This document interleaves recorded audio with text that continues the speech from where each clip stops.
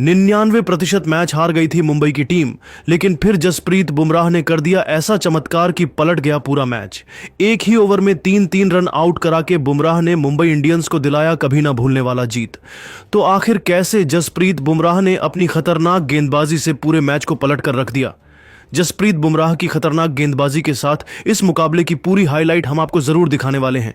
लेकिन इससे पहले आपको क्या लगता है, जसप्रीत बुमराह और मोहम्मद शमी में से कौन है खतरनाक गेंदबाज? आप खुद नीचे कमेंट करके बताइए। दोस्तों, सुपर संडे के दिन आईपीएल के 2 बड़े मुकाबले देखने को मिले। पहला मुकाबला रॉयल चैलेंजर्स बेंगलुरु और राजस्थान रॉयल्स के बीच में खेला गया, जिसमें बेंगलुरु ने राजस्थान को 9 विकेट से हराकर ऐतिहासिक जीत हासिल किया। सुपर संडे का दूसरा मुकाबला दिल्ली के अरुण जेटली स्टेडियम में खेला गया। इस मुकाबले में दोनों टीमों के बीच कांटे की टक्कर देखने को मिला। सिक्का उछाला गया तो दिल्ली के कप्तान अक्षर पटेल ने टॉस जीतकर गेंदबाजी करने का फैसला किया। इस मुकाबले में मुंबई इंडियंस को पहले बल्लेबाजी करने का मौका मिला। मुंबई की तरफ से पारी की शुरुआत करने के लिए उनके 2 विस्फोटक बल्लेबाज रोहित शर्मा और रियान रिकेल्टन की खतरनाक जोड़ी बल्लेबाजी करने मैदान पर उतरी। दिल्ली की तरफ से पहले ओवर में गेंदबाजी करने के लिए रफ्तार के सौदागर मिचेल स्टार्क आए, जिनका स्वागत रोहित शर्मा ने पहली गेंद पर सिंगल लेकर किया और इसी सिंगल के साथ अपनी टीम का खाता खोला। ओवर की दूसरी गेंद पर रियान रिकेल्टन ने शानदार चौका लगा दिया। अगली गेंद को भी उन्होंने चौके में तब्दील कर अपनी टीम के स्कोर को तेजी से आगे बढ़ाया। ओवर की अंतिम गेंद पर रियान रिकेल्टन ने 1 रन दौड़कर पूरा किया। दोनों बल्लेबाजों ने मिलकर पहले ओवर में 11 रन बनाए और मुंबई इंडियंस को अच्छी शुरुआत दिलाई। दिल्ली की तरफ से दूसरे ओवर में गेंदबाजी करने के लिए कप्तान अक्षर पटेल ने मुकेश कुमार को भेजा। आते ही मुकेश कुमार शानदार गेंदबाजी का नजारा पेश कर रहे थे। दोनों बल्लेबाजों को मुकेश की गेंद बिल्कुल भी समझ में नहीं आ रही थी, लेकिन 5वीं गेंद पर रियान रिकेल्टन ने सनसनाता हुआ छक्का लगाकर अपनी टीम के स्कोर को रॉकेट के रफ्तार से आगे बढ़ाया। 2 ओवर की समाप्ति के बाद मुंबई इंडियंस का स्कोर बिना किसी विकेट के नुकसान पर 20 रनों तक पहुंच गया। तीसरे ओवर में विकेट की तलाश में दिल्ली की तरफ से गेंदबाजी करने फिर से मिचेल स्टार्क आए, लेकिन इस बार रियान रिकेल्टन और रोहित शर्मा ने मिलकर उनके जबरदस्त कुटाई करते हुए धज्जियां उड़ाकर रख दी। मिचेल स्टार्क का यह ओवर दिल्ली कैपिटल्स के लिए काफी महंगा साबित हुआ। मिचेल स्टार्क ने अपने इस ओवर में 19 रन खर्च कर डाले। दोनों बल्लेबाजों ने मिलकर 3 ओवर में ही अपनी टीम के स्कोर को 39 रनों तक पहुंचा दिया। दिल्ली की तरफ से चौथे ओवर में मुकेश कुमार ने खतरनाक गेंदबाजी किया। मुकेश कुमार की गेम दोनों बल्लेबाजों को बिल्कुल भी समझ में नहीं आ रहे थे।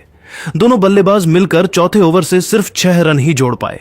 4 ओवर की समाप्ति के बाद मुंबई इंडियंस का स्कोर बिना किसी विकेट के नुकसान पर 45 रनों तक पहुंच गया। मुंबई इंडियंस की टीम इस मुकाबले में मजबूती से अपनी पकड़ बना चुकी थी। वहीं दिल्ली को लगातार विकेट की तलाश थी। 5वें ओवर में कप्तान अक्षर पटेल ने गेंदबाजी में बदलाव किया और इस बार अपने सबसे भरोसेमंद गेंदबाज बिपराज निगम को गेंदबाजी करने के लिए बुला लिया। बिपराज ने अपनी गेंदबाजी से दोनों बल्लेबाजों को परेशान करके रख दिया। रोहित शर्मा संभल कर खेल रहे थे और अपना विकेट बचा रहे थे, लेकिन जाते जाते बिपराज निगम ने ओवर की आखिरी गेंद पर रोहित शर्मा को अपने जाल में फंसाया और एलबीडब्ल्यू करके अपनी टीम को पहली सफलता दिला दी। रोहित शर्मा 12 गेंदों पर 18 रनों की पारी खेलकर बेहद निराश मन से पवेलियन लौट गए। 5 ओवर की समाप्ति के बाद मुंबई का स्कोर 1 विकेट के नुकसान पर 47 रनों तक पहुंच गया। रोहित शर्मा के आउट होने के बाद रियान रिकेल्टन का साथ देने के लिए मुंबई के सबसे तूफानी बल्लेबाज सूर्य कुमार यादव मैदान पर उतर चुके थे। दिल्ली की तरफ से पावर प्ले का अंतिम ओवर लेकर आए मुकेश कुमार के सामने रियान रिकेल्टन बल्लेबाजी कर रहे थे। मुकेश कुमार के ओवर की पहली ही गेंद पर रियान ने शानदार चौका लगाया। इसके बाद तीसरी गेंद पर सिंगल लेकर स्ट्राइक सूर्य कुमार यादव को दे दिया।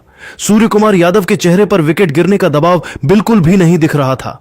आते ही सूर्य कुमार यादव ने गगनचुंबी छक्का लगाते हुए अपनी टीम के स्कोर को तेजी से आगे बढ़ाया। पावर प्ले की समाप्ति के बाद मुंबई की टीम अपने 1 विकेट गंवाकर 59 रनों तक पहुंच गई। धीरे धीरे मुकाबला आगे बढ़ता गया और मुंबई इंडियंस की टीम ने निर्धारित 20 ओवरों में दिल्ली कैपिटल्स के सामने 205 रनों का पहाड़ जैसा स्कोर खड़ा कर दिया। मुंबई की तरफ से तिलक वर्मा ने सबसे ज्यादा 59 रनों की अर्धशतकीय पारी खेला। वहीं नमन धीर ने भी 38 रनों का योगदान दिया। लक्ष्य को हासिल करने के लिए उत्तरी दिल्ली की तरफ से ओपनिंग करने के लिए फ्रेजर और अभिषेक पोरेल मैदान पर उतरे। दिल्ली की शुरुआत बेहद खराब हुई। पहले ओवर के पहले ही गेंद पर दीपक चाहर ने फ्रेजर को बिल जैक्स के हाथों कैच आउट करा दिया। इस तरीके से मुंबई इंडियंस को पहली ही गेंद पर बड़ी सफलता मिल गई। फ्रेजर का विकेट गिरने के बाद अभिषेक पोरेल का साथ देने के लिए इंपैक्ट प्लेयर करुण नायर की मैदान पर एंट्री हो चुकी थी। पहले ओवर की दूसरी गेंद पर करुण नायर ने दौड़कर 1 रन पूरा किया और अपनी टीम का खाता खोला। तीसरी गेंद पर अभिषेक पोरेल ने चौका लगाते हुए अपनी टीम के स्कोर को आगे बढ़ाया। इस तरीके से पहले ओवर में दिल्ली कैपिटल्स सिर्फ 6 रन ही बना पाई। मुंबई की तरफ से दूसरे ओवर में गेंदबाजी करने के लिए रफ्तार के सौदागर ट्रेंट बोल्ट आए, जिनका स्वागत करुण नायर ने दूसरी ही गेंद पर शानदार चौका लगाकर किया। इसके बाद अगली गेंद को भी करुण ने चौके में तब्दील कर दिल्ली कैपिटल्स के स्कोर को तेजी से आगे बढ़ाया। इसके बाद भी करुण नायर का बल्ला रुकने का नाम नहीं लिया और 5वीं गेंद पर भी शानदार चौका लगाकर दिल्ली कैपिटल के स्कोर को रॉकेट की रफ्तार से आगे बढ़ाया। 2 ओवर की समाप्ति के बाद दिल्ली का स्कोर 1 विकेट के नुकसान पर 24 रनों तक पहुंच गया। करुण नायर की शानदार बल्लेबाजी के दम पर दिल्ली कैपिटल्स को अच्छी शुरुआत मिल चुकी थी। तीसरे ओवर में विकेट की तलाश में एक बार फिर से गेंदबाजी करने के लिए दीपक चाहर आए। दोनों बल्लेबाजों ने मिलकर इस ओवर से 9 रन जोड़े और अपनी टीम के स्कोर को 33 रनों तक पहुंचा दिया। चौथे ओवर में मुंबई की गेंदबाजी में जबरदस्त बदलाव देखने को मिला और इस बार हार्दिक पांड्या ने मुंबई के सबसे भरोसेमंद गेंदबाज जसप्रीत बुमराह को बुला लिया, लेकिन करुण नायर ने उनकी भी जमकर पिटाई कर दी और 2 चौके की सहायता से जसप्रीत बुमराह के इस ओवर से 11 रन बटोरकर अपनी टीम के स्कोर को तेजी से आगे बढ़ाया। 4 ओवर की समाप्ति के बाद दिल्ली कैपिटल का स्कोर 1 विकेट के नुकसान पर 44 रनों तक पहुंच गया। 5वें ओवर में गेंदबाजी करने के लिए आए दीपक चहर का स्वागत अभिषेक ने पहले ही गेंद पर चौका जड़कर किया। दीपक चाहर के तीसरी गेंद पर अभिषेक ने दौड़कर 1 रन पूरा किया और स्ट्राइक करुण नायर को दे दिया। चौथी गेंद पर करुण ने जबरदस्त चौका लगाते हुए दीपक चाहर को घुटने टेकने के लिए मजबूर कर दिया। 5 ओवर की समाप्ति के बाद दिल्ली की टीम 50 रनों का आंकड़ा पार कर गई। दोनों बल्लेबाज पूरी तरीके से सेट हो चुके थे। एक छोर से करुण नायर चौके और छक्के लगाकर तेजी से रन बटोर रहे थे, तो दूसरी छोर से अभिषेक भी कंधे से कंधा मिलाकर उनका साथ दे रहे थे। मुंबई इंडियंस की तरफ से पावर पर लेकर अंतिम ओवर में विकेट की तलाश में हार्दिक पांड्या ने गेंदबाजी करने के लिए फिर से जसप्रीत बुमराह को भेजा, लेकिन इस बार करुण नायर ने जसप्रीत बुमराह किस जमकर कुटाई करते हुए उनकी धज्जियां उड़ा डाली। सबसे पहले बुमराह की पहली गेंद पर करुण ने गगनचुंबी छक्का लगाते हुए सनसनी मचा दिया। तीसरी गेंद को करुण ने चौके में तब्दील कर अपनी टीम के स्कोर को तेजी से आगे बढ़ाया। इसके बाद भी करुण नायर का बल्ला रुकने का नाम नहीं लिया और 5वीं गेंद पर सनसनाता हुआ छक्का लगाकर जसप्रीत बुमराह के होश उड़ा दिए। जसप्रीत बुमराह का यह ओवर मुंबई इंडियंस के लिए काफी महंगा साबित हुआ। दोनों बल्लेबाजों ने मिलकर इस ओवर से 18 रन जोड़ डाले। इस तरीके से पावर प्ले की समाप्ति के बाद दिल्ली का स्कोर 1 विकेट के नुकसान पर 72 रनों तक पहुंच गया। पावर प्ले की समाप्ति के बाद मुंबई के गेंदबाजी में फिर से बदलाव देखने को मिला और हार्दिक पांड्या ने इस बार गेंद को मिचेल सेंटनर के हाथों में थमा दिया। दोनों बल्लेबाजों ने मिलकर मिचेल सेंटनर के इस ओवर से 9 रन जोड़कर अपनी टीम के स्कोर को 81 रनों तक पहुंचा दिया। 8वीं ओवर में खुद कप्तान हार्दिक पांड्या गेंदबाजी करने के लिए आ चुके थे, जिनका स्वागत करुण नायर ने चौथी गेंद पर छक्का लगाकर किया।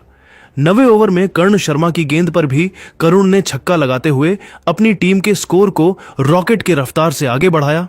इसके बाद 10वें ओवर में भी करुण नायर का बल्ला जमकर दहाड़ा और हार्दिक पांड्या की कुटाई करते हुए दोनों बल्लेबाजों ने हार्दिक के इस ओवर में 13 रन जोड़े।